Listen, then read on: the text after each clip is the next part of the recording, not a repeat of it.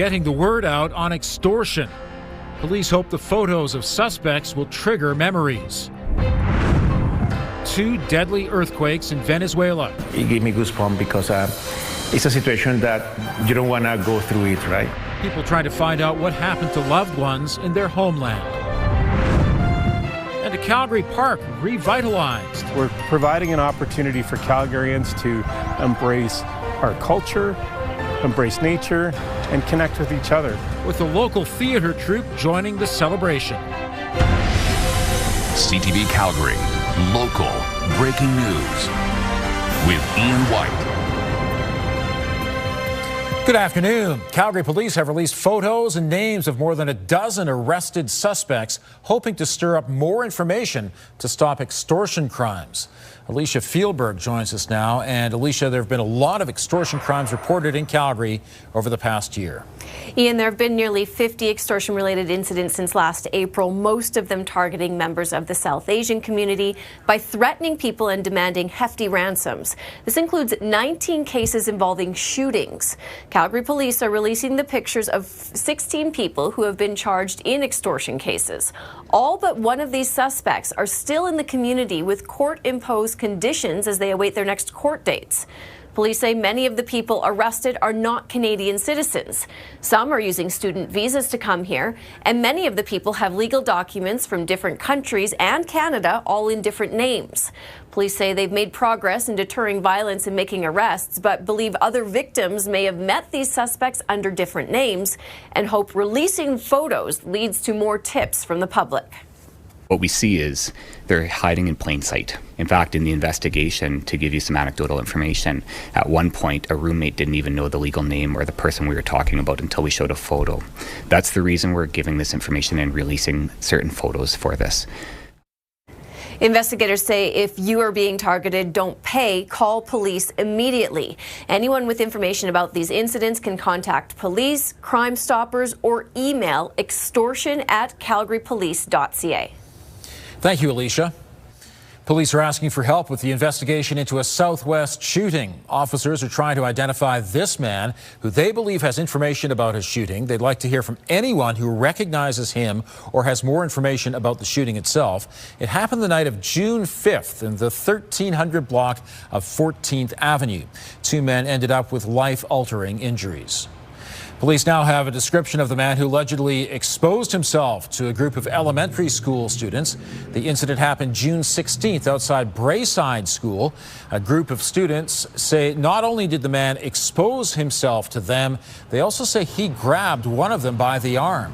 Police are looking for a man in his late 20s to early 30s with short, dark hair. He was last seen wearing a dark hoodie, black pants, and carrying a light-colored backpack. Calgary police say there's no credible, coordinated threat targeting officers following weeks of violence, which has killed 3 police officers across the country. Tyson Fedor joins us from a Southwest police station. And Tyson, the impact of these incidents is still being felt by local police. Well, Ian, Calgary police say its members are remaining vigilant following the death of a Montreal police officer earlier this week. But at this time, it cannot share any intelligence it may have on any threats against police officers, saying that it's working with other jurisdictions, including the RCMP. And now, the Calgary Police Association saying today that the job of a police officer has become more dangerous due to increased violent crime and repeat offenders out on bail. Calgary's police chief saying times have changed, and what her members are experiencing nowadays, she did not experience 35 years ago. McClellan says people who get into this profession know that what they're signing up for, but when you have 3 officer deaths in just 2 weeks, it's bound to have an impact on all police officers, including here in Calgary. It's an attack on all of us. It's an attack on what this profession signs up to do, and ultimately an attack on public safety. As I've said before, people who get into this profession, they know what they're going to encounter. They know what they're going to face every day. And I've said it's an innate calling, and even though it's a challenging career and it's a risky career, it is also a very rewarding career. Now, Calgary's mayor says workplace safety has to be a top priority. Jeremy Farkas saying today that everyone needs to step up and support first responders. He's also advocating for sentencing and bail reforms. Ian? Thank you, Tyson. Police now say speed is being investigated as a factor in a crash on Wednesday. It happened just after 3:30 a.m. in Southview along 25th Avenue Southeast. According to investigators, an SUV smashed into a parked passenger van, which was pushed into another parked car. Police say the 17-year-old girl driving the SUV remains in hospital with life-threatening injuries. The investigation continues. A report from the University of Calgary is raising concerns about the province's funding changes for people with disabilities. The new Alberta Disability Assistance Program will replace AISH, or Assured Income for the Severely Handicapped. Under ADAP, people will receive $1,740 a month, $200 less than what AISH provides. The province says the program will encourage people with disabilities to enter the workforce. But the report says it could have the opposite effect, failing to address barriers that make it difficult for people with disabilities to find and keep employment. It's really taking the approach that employment policy for people with disabilities can't succeed if it only focuses on the individual and ignores the labor market that they're trying to enter. ADAP officially takes effect next week on Canada Day. City workers are removing aging trees along an inner city street. The city says these trees are reaching the end of their natural lifespan, and many are showing advanced stages of decline. Workers have removed 5 trees and pruned several others on 11A Street Northwest. The city says it recognizes how important these trees are to the community and the canopy they provide. The wood will get a second life at the Calgary Zoo, where it will be used for habitat enrichment and animal feed for moose, giraffes, camels, gorillas, and hippos. Pump House Park is reopened today after being closed for revitalization. Live music and family-friendly activities helped celebrate the event. The city has been working on improvements since the fall of 2024, including upgraded pathways, new picnic areas with fire pits and barbecues, and expanded parking. There's also new water and electrical servicing for future events. The improvements will create a connection between the Pump House Theatre and the surrounding public space and was guided by public consultation. I guess for me, we're achieving our vision of parks and open spaces. We're providing an opportunity for Calgarians to embrace our culture, embrace nature, and connect with each other.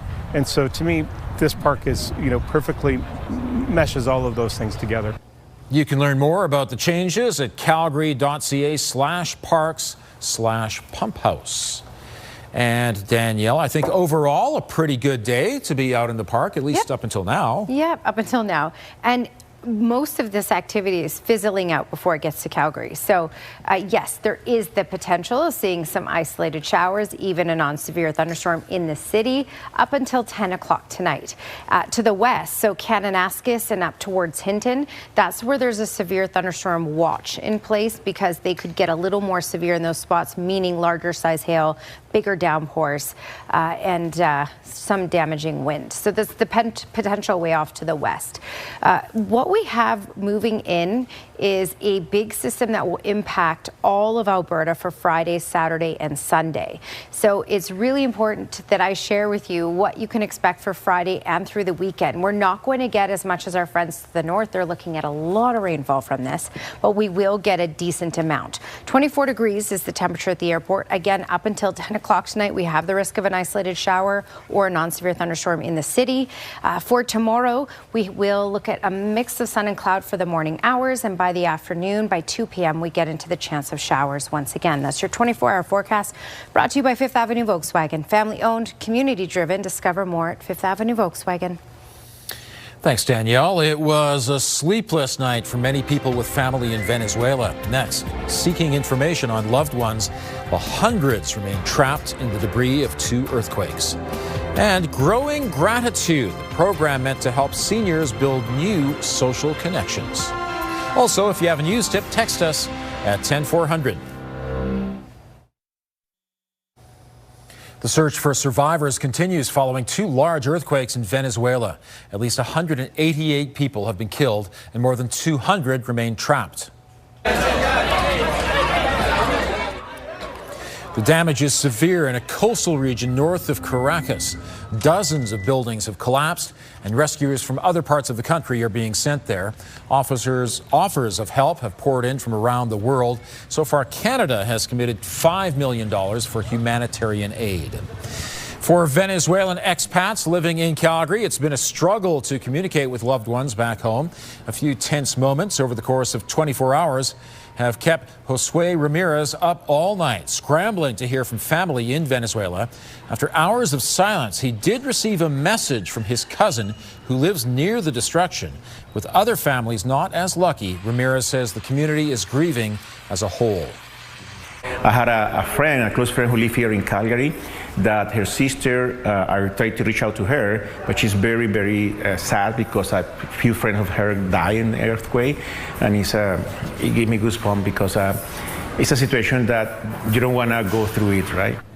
The Venezuelan Community Association of Calgary is hosting a Taste of Venezuela festival this Saturday at Eau Claire. Ramirez says all proceeds will go to help relief efforts in the region.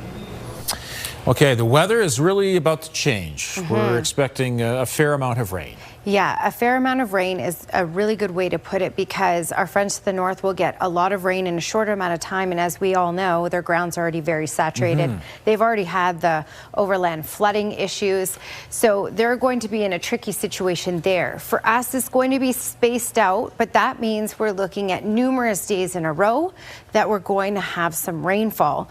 And it looks like the heaviest in the city will be Saturday night through Sunday. That's when it will be a little more consistent, a little more widespread. So I'm going to give you the whole long range forecast in just a second here. But first, 24 degrees in Calgary. We have sunshine in the city. All the activity is fizzling out before it gets here, and it's staying well off to the west. Now, we still have the potential of it rolling in, and I'll show you the radar in just a second. 27 degrees right now in Brooks, 26 in Drumheller. So we certainly have a lot of heat out there. Edmonton is sitting at 26 as well. Check out Peace River. All the way up in Peace River, 28 degrees. So a lot of warmth in the province in general. Winds have been pretty reasonable, 30 to 40 kilometers per hour for the most part, a little above 40 for Medicine Hat, and in those mid 40s for us here in Calgary. We have the potential for gusts up to 50 kilometers per hour for the next couple of hours, and then it will wind down and be back up to 40, even 50 for tomorrow. All right, so Kananaskis and up towards Hinton, this is where we have the severe thunderstorm watch in place. There is the potential of that larger size hail, the more damaging gusts, and this is really for the next couple of hours before things fully wind down. I should backtrack this. Up in Edmonton, this is where they have the statement in place because they are looking at 60 millimeters of rain in 3 days, again with the ground already saturated. In the south, we're not going to see that much rainfall. We will see good amounts, and it will be spaced out a little nicer, plus our ground isn't as saturated as theirs. All right, so we can see this activity. This is wave number one. We have another wave possible up until about 10 o'clock tonight, but a lot of this fizzling out and not making its way off to the east, which is really nice for us because we do have a lot of rain in the forecast. It's nice to get some sunshine right now to enjoy before we get into this longer stretch of gloomy, cooler weather. All right, so futurecast. This dies down and moves on out and settles by 10 o'clock tonight. For tomorrow, we'll kick off the day with some cloudy periods, but also some sunny breaks. And then by the afternoon, we get into the chance of some showers, non-severe thunderstorms possible as well. For Calgary, again, it looks like some of it will actually break apart and evaporate before it gets to us. But we have the potential for showers tomorrow afternoon. Don't be surprised if you run into a few. It will be isolated. Saturday, things kind of clear out and start to really pummel into central Alberta. So we'll have some sunshine on Saturday, but by Saturday night is when we're looking at getting the rain, which could be heavy at times, kicking into Saturday, and then the system should track south, and that's when we'll deliver more rainfall to us. Which is why when you look at that longer range forecast, 20 degrees for tomorrow, chance of showers in the afternoon. Saturday, chance of showers, especially Saturday night to Sunday, 10 to 20 millimeters of rain. And by Monday, another 10 to 15 millimeters of rain possible with daytime highs in the teens.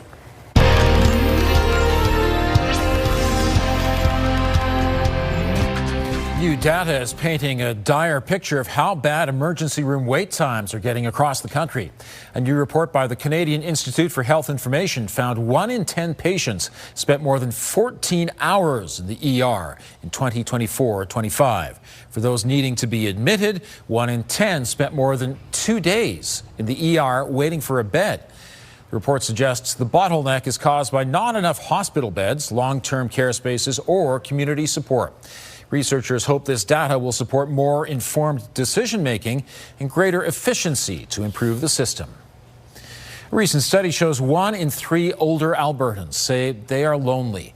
A Calgary group aims to help that by using houseplants to help seniors fight that loneliness and build new connections. Growing Gratitude YYC delivers free indoor plants to seniors who may be isolated, living with limited mobility, or struggling to connect. Some are given directly to people living alone and to others in seniors' facilities. Founder Vivian Wood says the plants give seniors something living to care for. But she says the real goal is to open the door to conversation and help new friendships take root.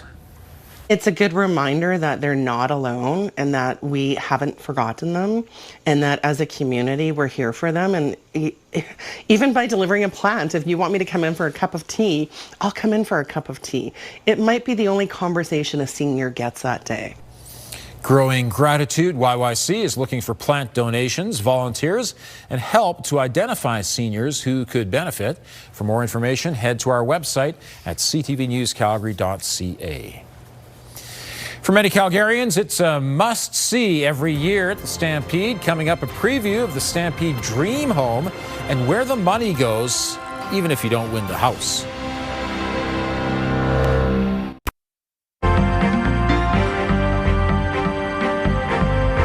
If you're in the market for a new Apple MacBook or iPad, be prepared to pay more. Joining me is Robert Geary, investment advisor with the Popowich-Carmali Advisory Group. And Rob, how did the markets close out the day?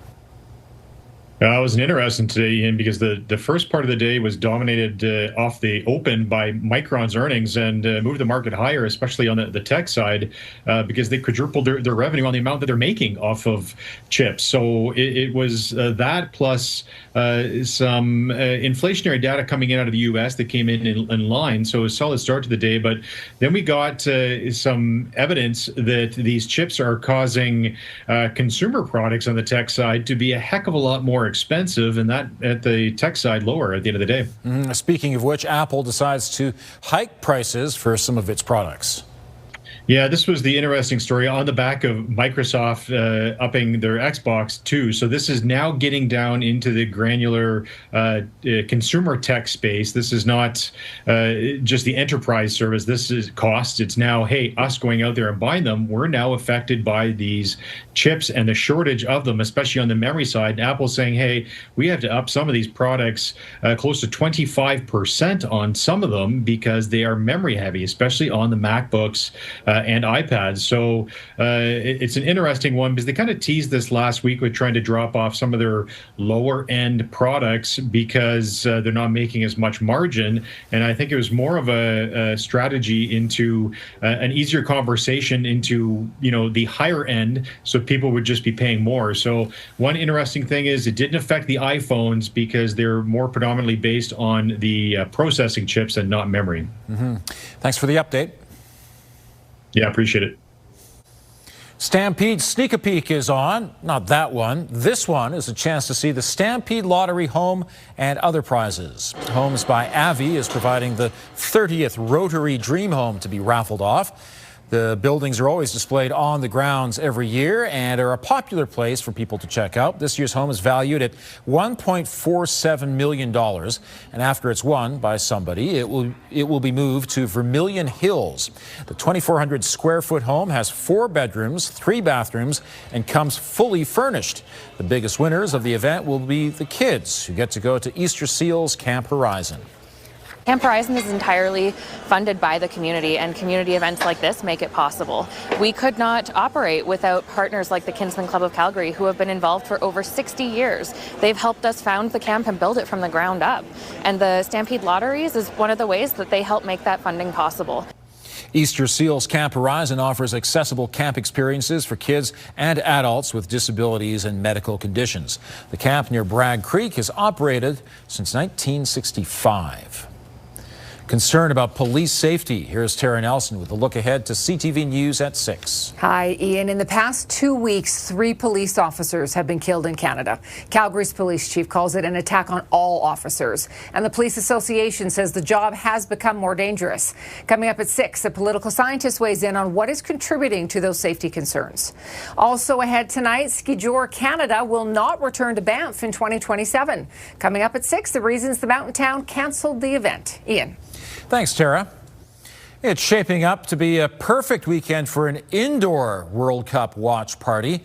As Canada competes in the knockout round, hundreds have been gathering at Eau Claire this World Cup to cheer on Canada. But with rain in the forecast for Sunday, an indoor venue might be a better option. Spruce Meadows has announced it will host a watch party indoors at its Equiplex. Canada takes on South Africa at 1 p.m. on Sunday. The doors at Spruce Meadows will open at noon. Yeah, indeed. Get ready for a rather damp stretch of weather over that World Cup day as well. Right now, though, in Calgary, it's lovely, 24 degrees, mostly cloudy. Danielle has details coming up. Danielle, if there's slow pitch or soccer on the agenda for tonight, you're likely going to be okay. Yeah, I mean, we're going to be dealing with off and on rain as we head through the next few days. In fact, it could be a 5-day stretch of this. So we'll have some decent times and we'll have some soggy times. 24 degrees is that current temperature. Also, our daytime high, 22 is what's normal.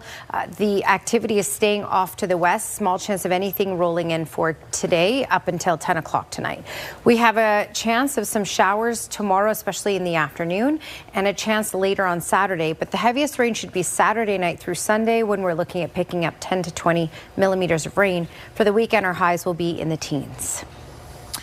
Thanks, Danielle. It was one of the longest running Broadway musicals of all time. And now Untold Stories Theatre is staging Hello, Dolly.